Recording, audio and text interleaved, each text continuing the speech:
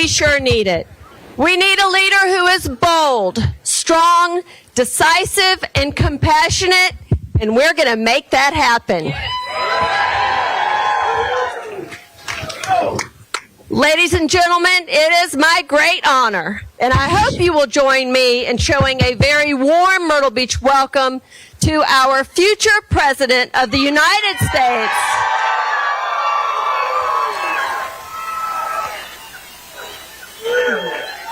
Please welcome Nikki Haley.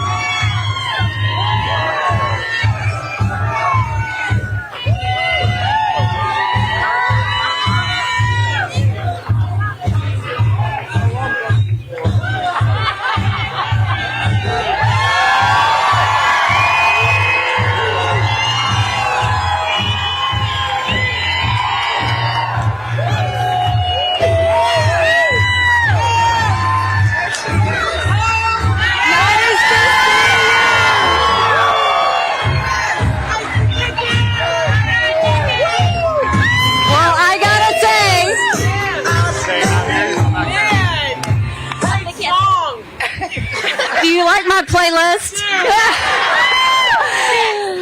because it's a great day in South Carolina. Boy, you know how to make a girl feel good. It's great to be back in South Carolina. I have been in snowy Iowa.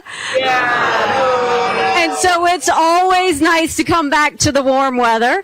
Yes, it is. And and it's always nice to see people that I love so much. I mean, I really do. We've been through a lot together. I love you too. I love you too. We've been through a lot together. It goes back to when I first ran for the State House. Some of you may know this, some of you may not. I was telling my mom about how hard it was to make $1 and how easy it was for government to take it. And she said, quit complaining about it, do something about it. I did not know you weren't supposed to run against the longest serving legislator in a primary in South Carolina. Ignorance is bliss, and what I told the district in Lexington County was, I said, you know what? I think we got way too many lawyers at the State House, and they need a really good accountant. And the district took a chance, and I got to work. And as I got to work, the first fight that we took on together started to happen. I noticed that in South Carolina, everything that was debated on the floor of the House or the Senate mostly was voted on by voice vote. All in favor, say aye. All opposed, nay. The ayes have it. Remember that? Yes. And one day, they decided to vote, the legislature voted themselves a pay raise. All in favor, say aye. All opposed, silence. The ayes have it. Yet to this day, you can't find anyone that says they voted themselves a pay raise. And I got so mad, I went to the Speaker of the House and I said, this is why the people don't trust us. And I filed a bill that said anything important enough to be debated on the floor of the House or the Senate was important enough for the people of South Carolina to know how their legislator voted. That's right. Absolutely. And the Speaker said, put the bill away. We don't need to have it. We will decide what the public needs to see and what they don't. And I remember going to my husband that night saying, if I can't even get legislative votes on the record, what am I doing here? And he said, then fight. So I went around the state of South Carolina, including Horry County, and said, did you know of all the bills passed in the House, only 8% were on the record? Did you know of all the bills passed in the Senate, only 1% was on the record? So if you didn't know how your House member voted 92% of the time, if you didn't know how your senator voted 99% of the time, then how did you know who to vote for when you got to the polls? Right. And the people of South Carolina were shocked. Now, to put this into perspective, my first year in office, I was chairman of the freshman class. My second year, I was majority whip. My third year, I was put on a powerful business committee. My fourth year, I was subcommittee chair of banking. Yes. Well, you would think, right? But the year that I wouldn't put that bill away, they stripped me of everything. I could take the well, no one would hear me speak. I could sponsor a bill, no one would co-sponsor. So I ran for governor. And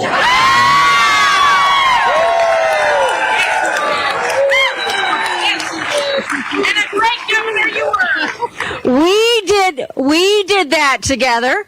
And I was proud to say that one of the first bills I signed into law is now in South Carolina. Anything debated on the floor of the House or the Senate requires a legislative vote on the record, and we took it a step further. We did it on every section of the budget as well. And when I signed that bill, because I love music, I signed the bill in the State House, and I blared Pat Benatar's "Hit Me With Your Best Shot."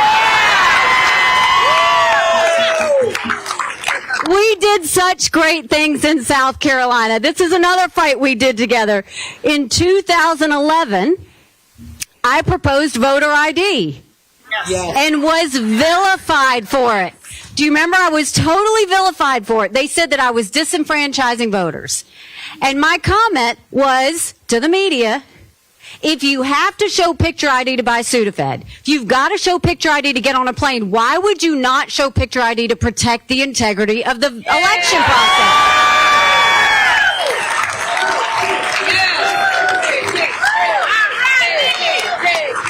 But I didn't want to disenfranchise anybody, so I said, I hear you. So if there's anybody that can't get to the DMV, we will go pick them up. We will take them to the DMV, we will give them a free ID, and we will return them home safely. Now, out of 5 million people in South Carolina, do you know how many people asked for a ride? 25. 25. We passed voter ID in South Carolina. Obama sued us, but we got it done anyway, and that was thanks to all of you.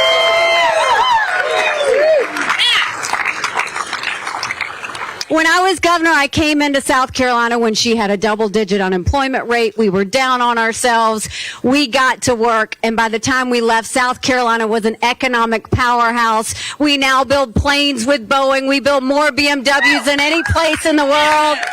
We brought in Mercedes-Benz. We brought in Volvo. We've got 5 international tire companies, and yes, what did they call us? The Beast of the Southeast, which I still love. And then they asked me to go to the United Nations. And my response was, I don't even know what the United Nations does. I just know everybody hates it. But there is nothing better than serving the country I love so much. So I went to the UN, and we made sure that we told countries what America was for and what America was against. I didn't care if they didn't like me, but I wanted them to respect America.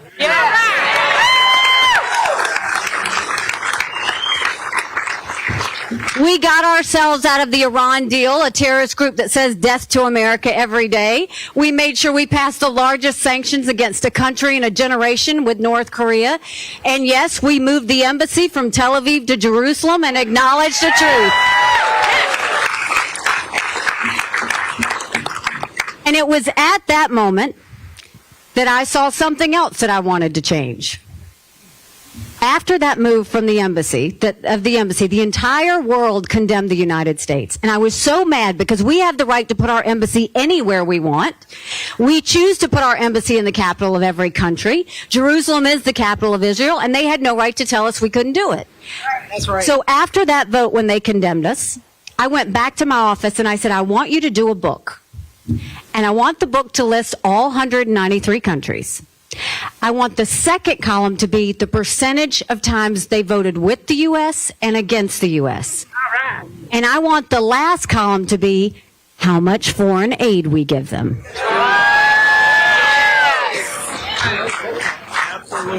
I took that book to President Trump, and he lost his mind. He was flipping pages, yelling out countries. And I said, look, this isn't saying that we should give foreign aid based on a percentage vote at the UN, but it should be one of the things we look at. Stop giving money to countries that hate America.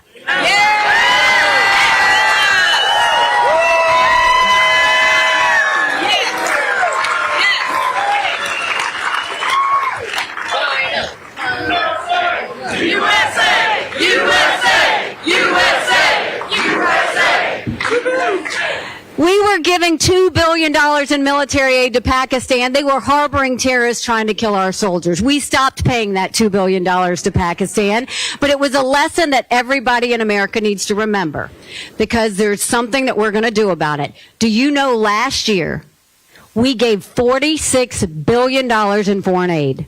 Do you want to know who we gave it to? We're giving it to Pakistan again. We're giving money to Iraq that's holding hands with Iran that says death to America. We're giving money to Belarus that's holding hands with Russia. We're giving money to communist Cuba, which we said was a state sponsor of terrorism, yet we think we should give them money. And yes, we are giving money to China. No. There is no amount of money that you can use to buy friends. You can't pay off enemies. We have got to be smart in America. There is no more time that we need to be sending money to any enemies. It's weakness.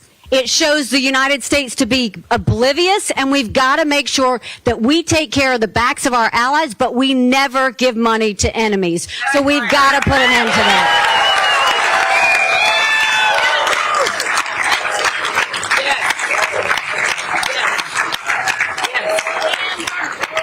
So now it leads me to why I'm running for president. You can look at the news. I don't need to tell you. It's bad. It's bad. We all feel it. You look at the fact that we're $31 trillion in debt. We are borrowing money to make our interest payments. But I always, as your governor, told you the truth. And I'm going to tell you the truth now, too. That's not just Biden's fault. Republicans did that to us, too.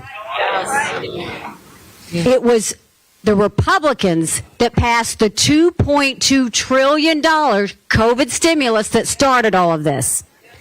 It was Republicans that allowed it to pass the House 419-6. It was the Senate that allowed it to pass 96-0.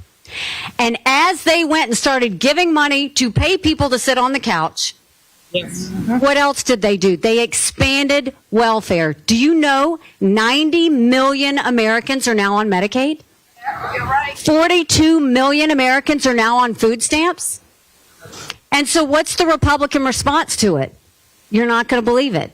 After 10 years, they opened back up earmarks again.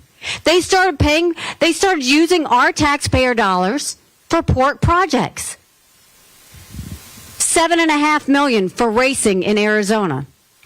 $12 million for a baseball stadium in New York. $15 million for New Jersey to get the World Cup. $6.5 million for golf courses in Colorado. $20 billion with a B on welfare payments for illegal immigrants. That's where your money is going. So you look at all of that spending, and you see how we got into this situation. That's where the inflation came from. That's where we had the supply issues come from. And now they want to bail out a bank? No.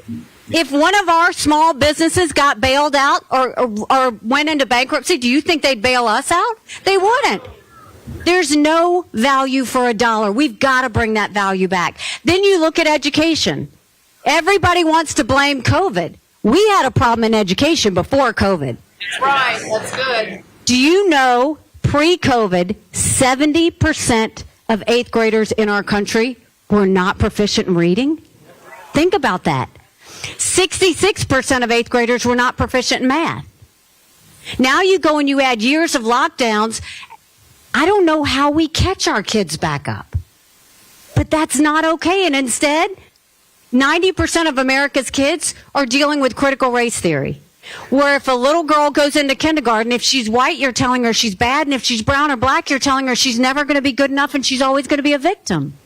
That's abusive.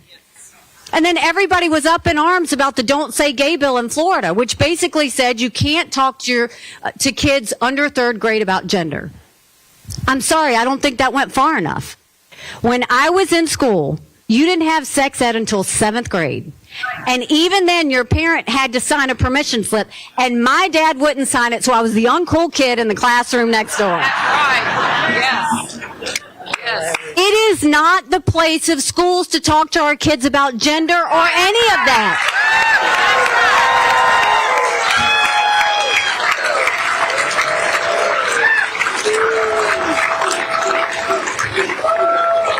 Schools don't get to parent. They don't get to parent. That's our job. We've got one job, and it's to get it right for our kids. And we are not going to give that up to any school bureaucrats or any federal program that thinks that they know better than we do. Right. That's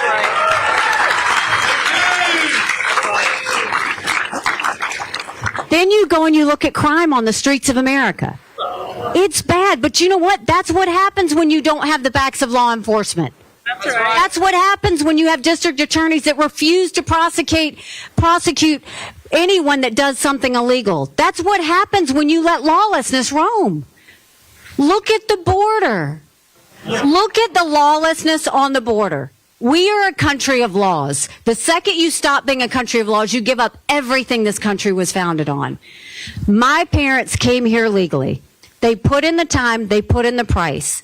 Michael and I take care of them. There is not a day that we sit down and have dinner with my parents in their 80s where my mom says, are those people still crossing the border? That's right. They are offended by what's happening on the border.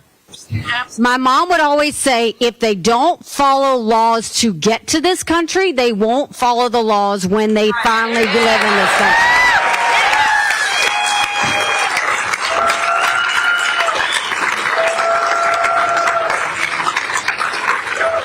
Do you know we had enough fentanyl cross the border last year that would kill every single American?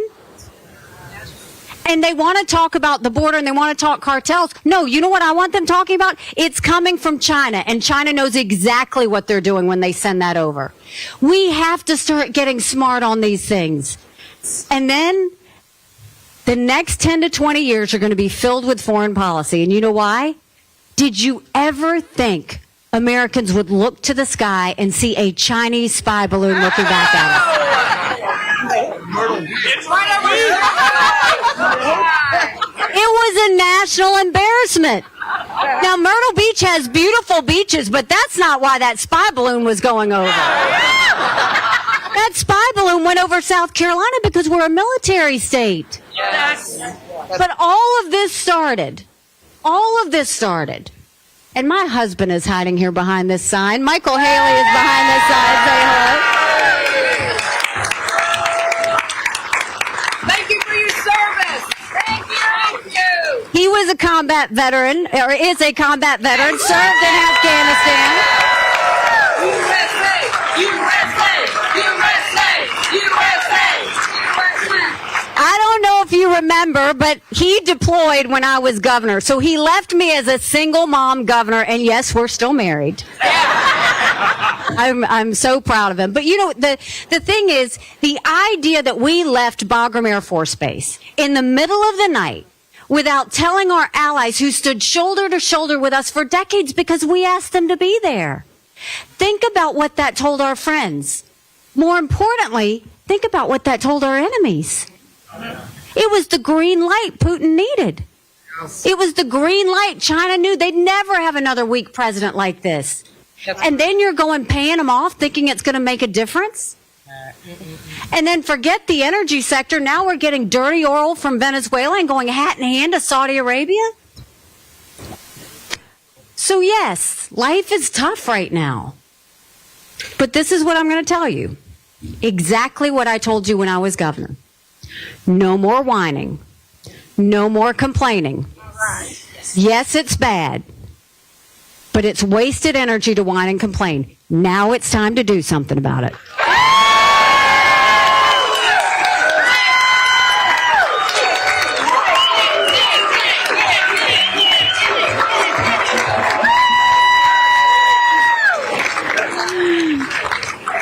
So this is what we're going to do. We're going to talk about solutions. We're going to talk about how to fix it. When it comes to the economy, Biden wants to raise taxes. No, that's not what you do. That's the lazy way out. What you do is they claw back the $500 billion in COVID money that hasn't been spent yet. You don't send IRS agents to go after middle America. You send people to go after the $100 billion in COVID fraud that we know existed, and you get that money back. You do what we did in South Carolina and you balance a budget. Y'all do it at home. There's no reason Congress shouldn't balance a budget. I will veto any spending bill that doesn't take us back to pre-COVID numbers. That's a guarantee. We will stop the spending like we did in South Carolina. We will stop the earmarks like we did in South Carolina. And we will make sure that they understand 15% of our budget is interest. Cut up the credit cards. Quit borrowing. Our kids are never going to forgive us for this. So stop the borrowing. And then, yes, I'm going to be honest with you. We are going to deal with entitlement reform. But the way we're going to deal with it is we're not taking it from seniors. We're not taking it to anyone who's been promised anything. My parents are in their 80s. I don't want anybody touching theirs. My kids are in their 20s. Those are the ones we tell the rules have changed. Anyone new coming in the system, that's how you do entitlement reform. You let them know it's not going to be there for you anyway. Because Social Security goes bankrupt in 10 years. Medicare goes bankrupt in 5. We have to do something. So we start with those in our 20s. Then we go and we say we're going to change the cost of living to be related to inflation, because then it's more fair. You also go and say we're going to limit the benefits for the wealthy. And then you finally say, look, let's expand Medicare Advantage. Let's create the competition. They're great programs. It will cause healthcare costs to go down. That's how you deal with the budget. That's what we'll do. When it comes to education, we will do across the country what we did in South Carolina, which is pass a bill that said if you can't read by 3rd grade, we're going to hold you back. We're going to do reading remediation, and we're going to get you back on track.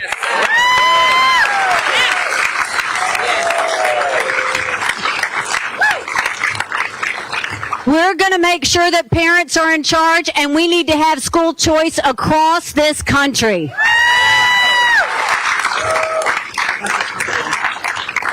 We're going to cut out the woke programs that don't need to be applied, and we're going to make sure we put trades back in high schools. Because we're going to start building things in America again.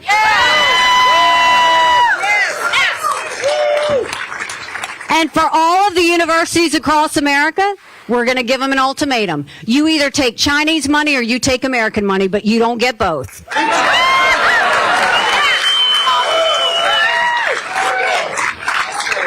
We're going to put law and order back on our streets. We're going to make sure that the blue know that we have their backs. We're going to make sure criminals know that we have their number. And we are going to close that border once and for all.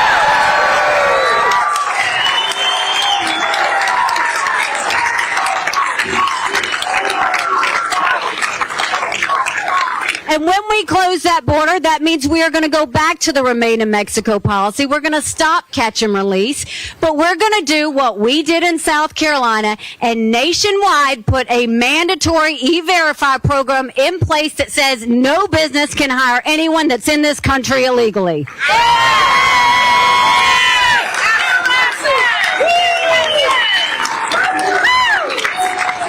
When you do that, they will stop coming if they know they can't get a job. And then when it comes to dealing with immigration, we don't sit there and say, oh, we're going to allow X number of people over in a year. Stop dealing with numbers. We're going to do it based on merit. We're going to look and say, what do our businesses need? What do we need that we're not getting? And you do it based on talent. That's how we do it. We're going to start being smart in America again. That's how we're going to focus on those things.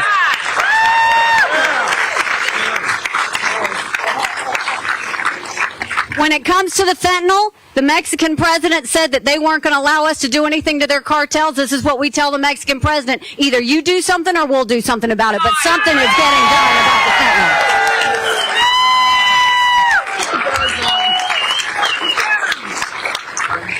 And when it comes to foreign policy, we're going to understand who our enemies are. We're going to hold China to account. Yes. We're going to make sure that they understand they have had their way for too long. The problem is Republicans and Democrats thought for too long that if they were nice to China, China would want to be like us. That's narcissistic. China doesn't want to be like us. They want to be communist China. We need to make sure we build a strong military, because a strong military doesn't start wars. A strong military prevents wars.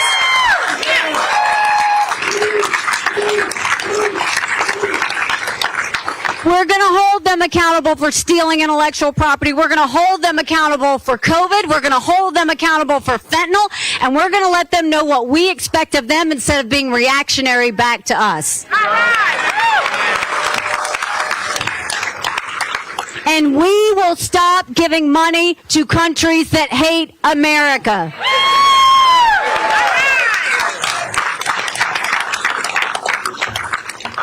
Now, when we do all of that, there is one thing that we have to focus on more than anything else. This national self-loathing is killing us. The idea that Biden and Kamala are saying that our country is bad or rotten or racist. You elected me the first female minority governor in history.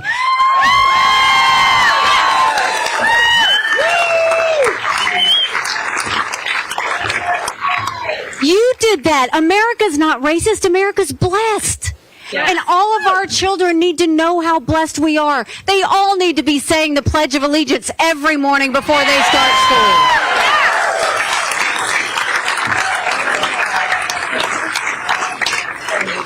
And so the way we do this is we go and we really focus on what our national purpose is. And we don't do that with faint hearts or watered down compromises. We don't have to change who we are. What we do have to understand is we have to go and show people that it's worth loving America again. And when we do that, our opponents will come to us. That I promise you. That's right. Every day, all day. This is another hard truth I'm going to tell you. Republicans have lost the last 7 out of 8 popular votes for president. It means we've done something wrong. We have to start focusing on what it means to win again. And the way you win is it's by addition. You go out and you tell people our solutions are the right solutions. We focus on lifting up everybody, not a select few. And we should say it and be proud about it. We should talk about how this is the greatest country on earth. Woo! Yes.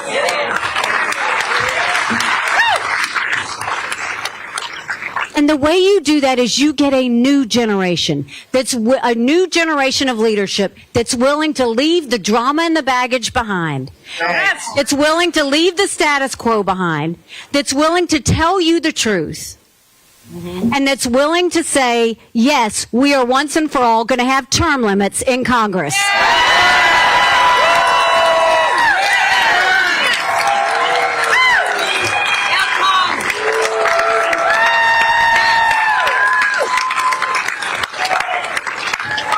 And we are going to have mental competency tests for anyone over the age of 75.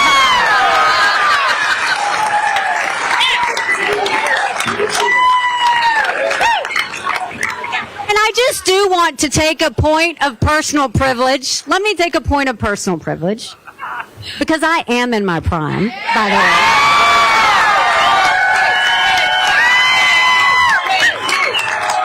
As is every woman in this room. Every woman in this room knows what being in their prime is. But when I talk about mental competency tests, I want to say this. I'm not saying that to be disrespectful. I know Joe Biden said I was being ridiculous. I'm not. He didn't remember.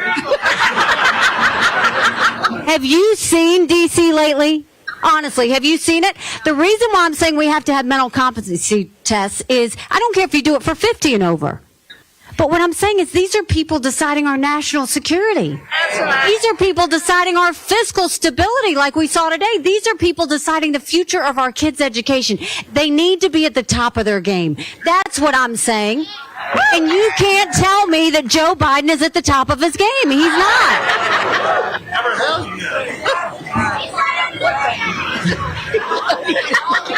President? remember, I want you to go back for a minute. And I want you to remember what it was like when you were growing up. Do you remember how simple life was? Yes. Remember how good it was? It was about faith, family, and country.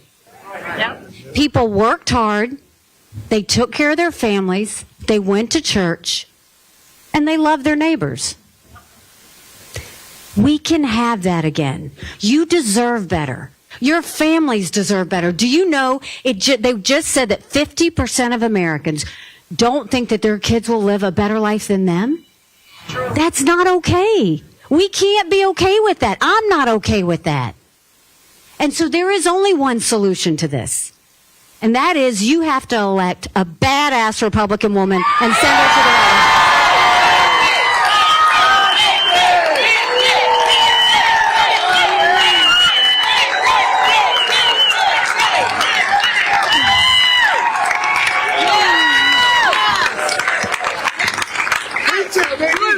We can do this, but we have to do this again together. So, taking you back, this is the story coming full circle. When I first ran against that longest serving legislator in a primary, people laughed at me. And then I got to work and earned their trust, and they elected me. When I ran for governor, I don't know if you remember, it wasn't easy. I ran against a lieutenant governor, an attorney general, a very popular congressman, and a state senator. And I was Nikki who. No one knew who I was, but y'all took a chance on me. And together we won.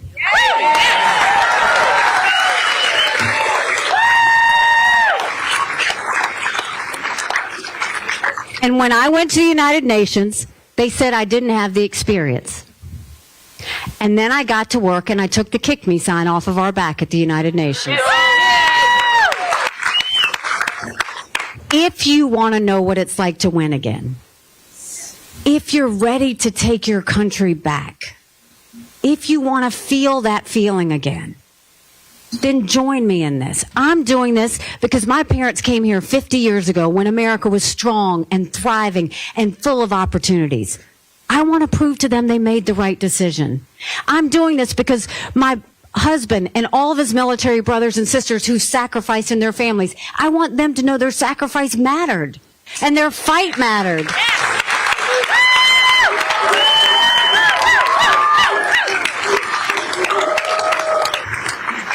I'm doing this for my kids because my daughter is getting married and I'm seeing how hard it is for her to buy a home.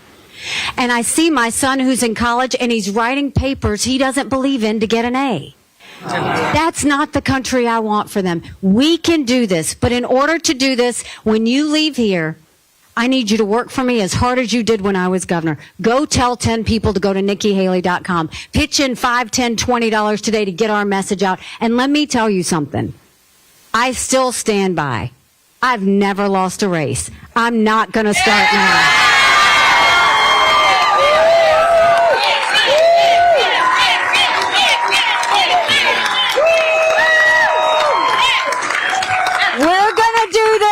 County. So join us, join the movement, and know that our best days are ahead. God bless you. See you soon.